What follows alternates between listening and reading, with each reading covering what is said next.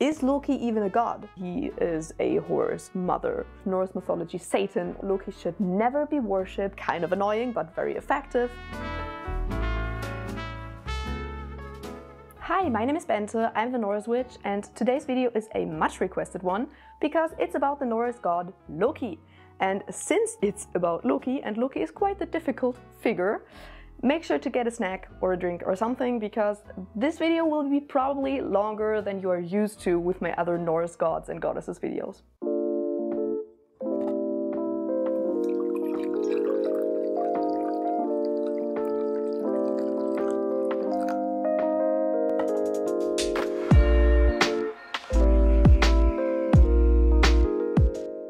So let us hop into the difficult questions right away. Is Loki even a god? Should Loki or a video about Loki even be in my Norse Gods and Goddesses series? So for one, there is no evidence for a cult that ever worshipped Loki, and there's also no place names anywhere that are derived from Loki's name. So from a more archaeological standpoint, Loki would not be considered a god. But from my personal experience, and it's totally fine if you see that differently, I'm not an archaeologist, so I see it from another standpoint. So, for one, there is a 9th century text, Höstlång, where Loki is mentioned, and a lot of kennings for Loki are mentioned, and one of them is very interesting because it is the deep-minded retaining god of plunder. And of course, I don't know Old Norse, so I don't know if that translation is just misleading or just wrong, and the original Old Norse text doesn't mention anything about him being a god. But if the translation is correct, then we have a source that says, literally, that Loki is a god. So you could argue with that. I don't know Old Norse, so I have no clue. But the second thing that I wanted to say about this topic is that, yes, while we don't have evidence that Loki was worshipped as a god back in the days, there is very much evidence that Loki is worshipped as a god now. In my opinion, that validates him as a god because religions change with the people that practice it. So nowadays Loki is one of the gods that is, or one of the entities that is worshipped the most often as a god. So in my opinion, that makes him a god. But of course, you can see it differently. That's completely fine. That is just my personal opinion on the matter. So yes, that is why I decided to put a video on Loki in the Gods and Goddesses series, and that is why I will also refer to him as a god. But now let us hop into Loki's family relations with a cat visitor. So, Loki is the son of the Jotun Farbauti and the goddess Laufey or Nal. She's mentioned with 2 names.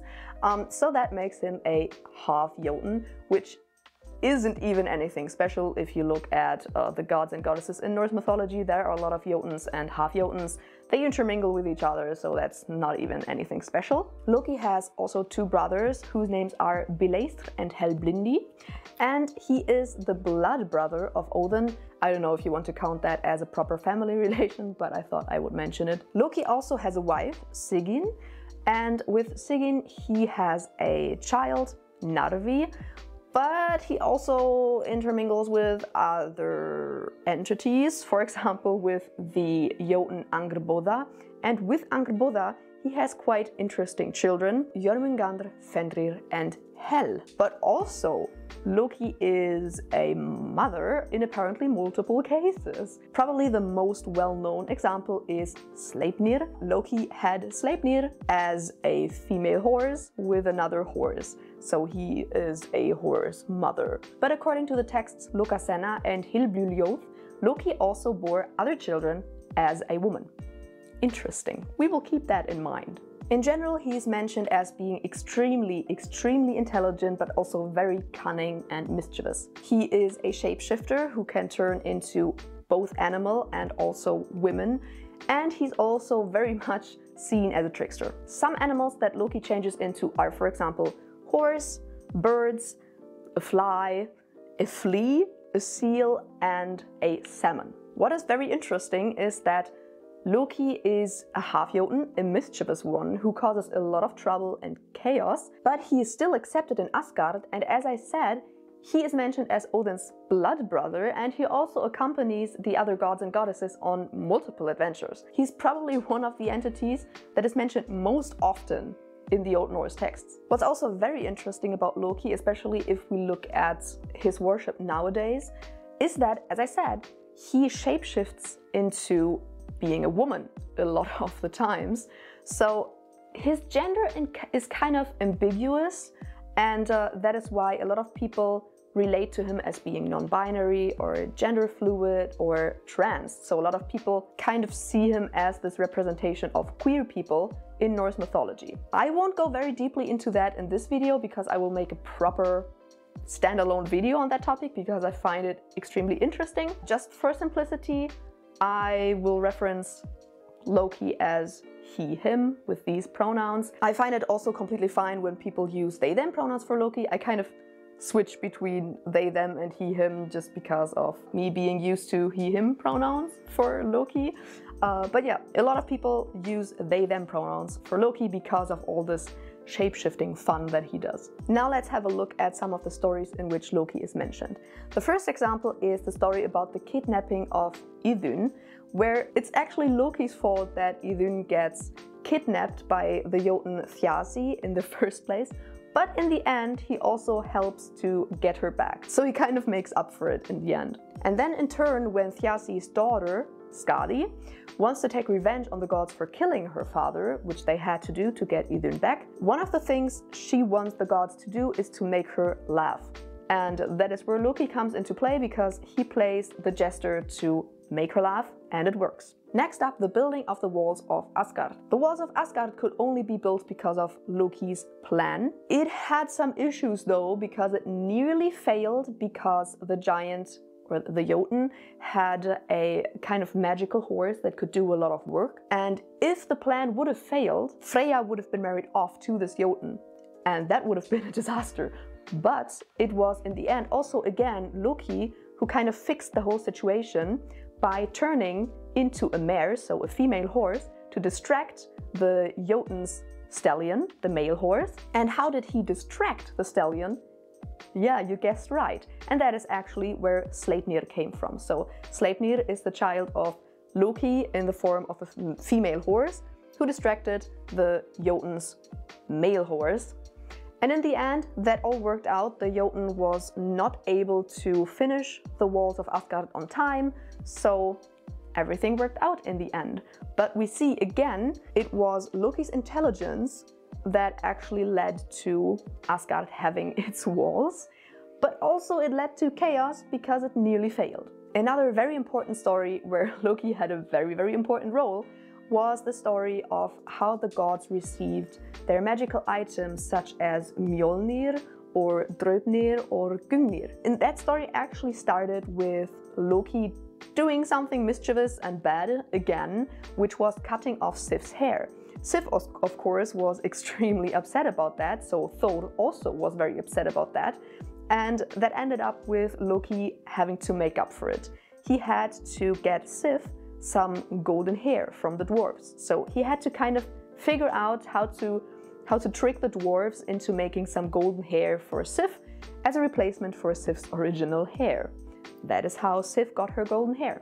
And in the end, he basically tricked the dwarves into a smithing contest, which in the end ended up in the gods getting not only Sif's golden hair, which Loki promised, but for example also Odin's spear Gungnir, his ring Draupnir, then of course Mjolnir, and Freyr's ship Skidbladnir, and his golden boar Gutlinborsti. So again, this story started with Loki doing something bad, something mischievous, and then a lot of chaos was involved, but Loki, using his cunning and his intelligence, was able to shift the whole thing around, and in the end a lot of positives came from that. Another very fun story about Loki and him doing something good actually didn't start with him doing something bad. It started with a Jotun stealing Mjolnir from Thor. And of course Thor was very upset and wanted his hammer back. And that is where Loki came into play. Again, he made up a very smart plan on how to get Mjolnir back. And that is one of my favorite stories ever, because it ended up in Thor dressing up as Freya and pretending to marry the Jotun to then in turn get Mjolnir as a marriage gift. And Loki also dressed up as her handmaiden, or Thor's handmaiden in that case. That is actually a situation where it was not Loki's fault to begin with. But then of course we also have a story where Loki is just the villain, and that is the story of Baldr's death. While Loki was not Baldr's murderer, he was the cause of Baldr's death. Frigg, because of course she loved Baldr, her son, so much, made sure that nothing could ever hurt him. The problem was that she didn't ask one plant to make sure that it wouldn't hurt Baldr, and that was the mistletoe plant. Why? No clue, but it was the mistletoe plant. So the gods actually made a kind of fun round of throwing random things at Baldr to try to see what happens, but everything just popped off of Baldr. Nothing could hurt him, as Frigg wanted. But the problem is that Loki found out that Baldr could be hurt by the mistletoe plant. So what he did was, he gave the mistletoe plant to Baldr's blind brother, who then threw it at Baldr, which killed Baldr. But then Odin and Frigg tried to get Baldr back from the dead. They tried to convince Hel to give him back. Hel would have given him back if everything in the world wept for him. And that is where Loki comes into play again, because Loki disguised himself or shapeshifted into a giantess and refused to weep for Baldr. And that is why Baldr had to remain dead. So that is of course definitely a story where Loki does something bad and nothing positive comes from it. But now that we've looked at some of the stories where Loki comes into play, is Loki actually bad? If you look online and probably also in person at Norse Pagan communities, you will see that Loki is discussed a lot. He's an extremely difficult figure to wrap your head around, and he often seems to be misunderstood. Sometimes he's seen as some kind of Norse mythology Satan or some demonic being, just the Norse mythology villain basically. And there are some even, or especially in more older traditions, that are of the opinion that Loki should never be worshipped, he should never be honored in ritual, his name shouldn't even be mentioned. And that is a bit extreme, but I mean, I can kind of understand it, because if we look at Loki and his actions, especially the story about Baldr's death, and that in turn bringing in Ragnarök, which in turn leads to a lot of the gods and goddesses dying, he has a lot of play in it.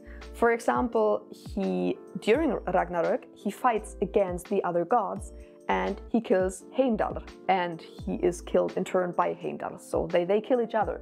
But he definitely fights against the gods. He's fighting on the side of the giants in Ragnarök. And moreover, in the Völuspá, he's also mentioned as leading the ship Naglfar with all of the dead people into Ragnarök. But interesting is that in Gylfaginning, it is mentioned that the Jotun Krimr does that. Loki definitely plays a part in or during Ragnarök, but yeah, we can't be quite sure if he actually leads the ship Naglfar and the dead into Ragnarök or if he doesn't. So I kind of get it why some people see him as evil, because in the end it seems like he's kind of the villain in the story and he's fighting against the gods. But we have to keep in mind that the stories about Ragnarök can very well be very, very influenced by Christianity. Yay! So yeah, we always have to keep that in mind. But when thinking about whether Loki is bad or not, or the villain or not, we also have to look at the good parts. And Loki has a role in a lot of good things happening to the gods. A lot of the magical items that the gods are very dependent of, for example Mjolnir, they only receive because of Loki. So while he brings a lot of chaos and also very bad things, he brings a lot of good things, and he also even helps the gods and goddesses sometimes without even being the cause of the stress. Like sometimes he's not the person who causes the issue, but he still helps. Also, it's very interesting if we look at the 9th century text Höstlong, which I already mentioned, because in that text he's actually mentioned in canons as like Odin's friend or Thor's friend. He's actually mentioned in general as being much more positive than in newer sources that are much more Christian influenced. In general, if we look at the older texts and then newer texts, newer texts, newer texts, we kind of see Loki being represented as more and more and more negative as the time goes by. And that in the end culminates in Snorri's Edda, where Loki is the cause of Baldr's death, and then in turn that all rings in Ragnarök. The thing is though that, and I think that is very interesting, in Saxo's History of the Danes, there is also a story about Baldr's death, but Loki is not even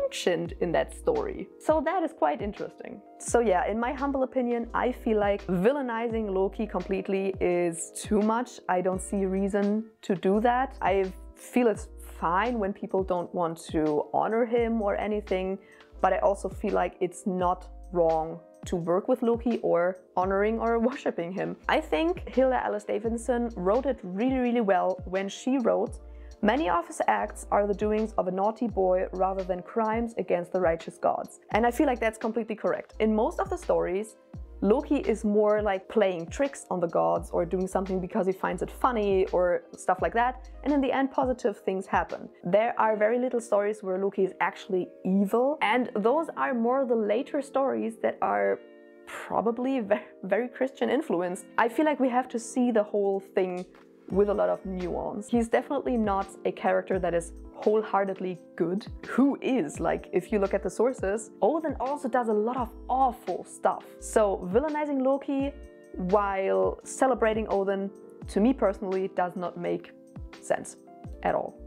But that's only my humble opinion. But yeah, now that we have kind of looked at the sources, what we know about Loki, the stories that he plays a part in, we have discussed whether he's even a god and whether he's a villain or something like that. Let us get more into the practice part. Like, for example, look at the way I work or worship Loki, offerings that you can give to him, and also the community's UPG, because I asked all of you for like your experiences with Loki, and I had to read a lot, let's say it like that.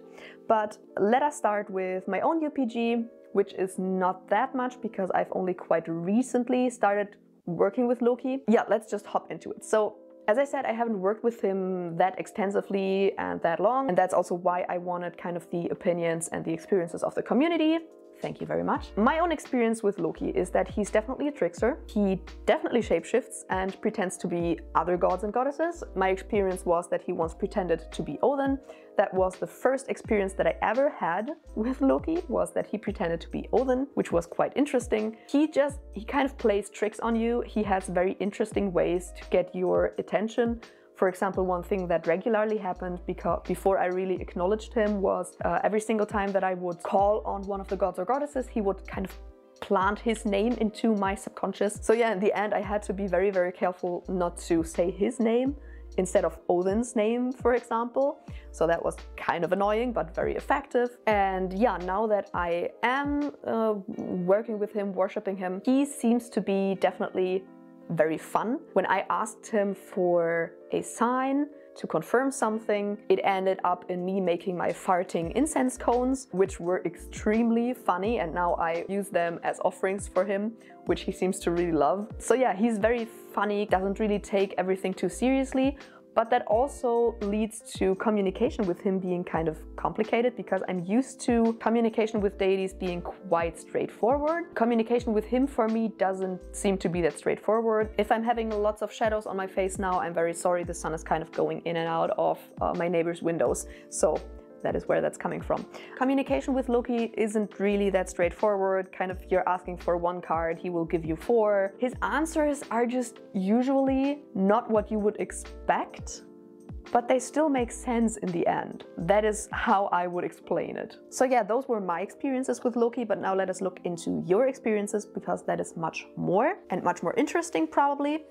I won't read everything because there was a lot. I kind of tried to boil it down to some key facts. So first of all, a lot of you said that Loki, or his energy, kind of feels warm and inviting and like home and comforting. He also seems to kind of be like a fun dad or a big brother. He, according to you, is also very chaotic, very funny and playful, but also very mischievous. Apparently, Loki also likes to be talked to very normally and not that formally. Like, some people like to talk to their gods very formally, And Loki doesn't really seem to enjoy that. He likes to just be talked to like a friend. He also seems to like to teach lessons in very unexpected ways and to like kind of throw you in chaotic challenges that then in the end work out. According to you, also Loki seems to dislike sugarcoating things, so he seems to be very straightforward. Like if you fucked something up, he will tell you that you fucked something up.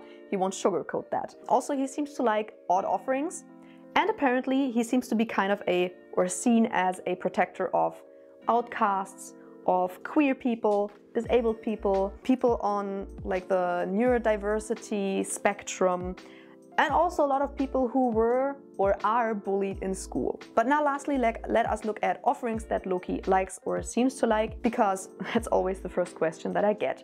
So according to my experiences and your experiences, this is what Loki seems to enjoy as offerings. So anything that relates to his animal forms, of course, like horse, related things, birds, fly, flea, seal or salmon, things like that. Fiery crystals like red jasper and carnelian. Also very hot or spicy things like cloves, cinnamon, ginger, things like that. Also for some reason caffeinated drinks, so coffee, Coke, energy drinks. I've also seen a lot of sweets being offered to him online. And personally, I really like to give him fun stuff as offerings. So for example, as I already mentioned, my farting incense cones, or I also have a cup that says Loki for president that I want to still give him as an offering. I haven't yet, but I'm still planning on doing that. And yeah, that is everything that I wanted to cover in this video. As I said, I will also make a separate video on the Norse gods, or like gods and deities in general, and human gender. I will definitely get into more about Loki in that video, as I already said, but that will come later. For now, let us close this video with a patron shout out. Thank you so much to Tia, Alantia, Michael, Fabienne, Seth, Tammy, Bresky, Jella, JB, Tim, Anna, Qboard, Alexander, Laura, Amber, Kristen, John, Ivy, Phoenix, Anton, Noemi, Jenny, Bran, Tyler, Els, Betty, Misty, Tiffany, Amy, Colette, Soren, Braden, Tell, Timothy, Coffee, the honorary gossip squirrel, Bjorn, Ash, and Lucy. Thank you so much. And as always, I really hope you enjoyed this video. If you did, make sure to subscribe and give a thumbs up. Check out my socials for my other shenanigans, and of course check out my shop, especially if you want some offerings for Loki. And if you maybe want to support my channel, then check out my Patreon. And I will see you in the next video. Bye!